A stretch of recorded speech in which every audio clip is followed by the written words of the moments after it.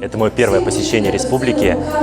Я под большим впечатлением от богатства культуры, от богатства людей, от того, с каким гостеприимством, теплотой меня встретили. И, конечно же, молодые лидеры, ребята, которые здесь на форуме, это лучшие ребята, наверное, нашей страны, которые развиваются, растут, дают ценность, вкладывают в других людей, создавая новые организации, новые проекты, новые команды.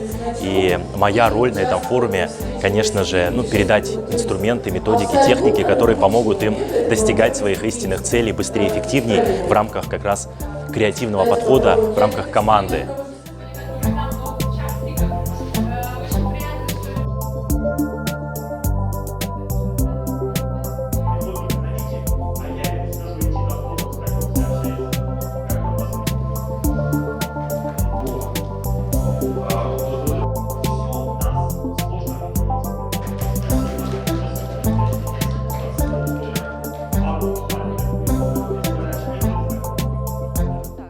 Проект «Волонтеры гостеприимства» Welcome Volunteers реализуется в нашей стране уже более 5 лет, стартовал при поддержке Фонда президентских грантов и является победителем международной премии «Мы вместе».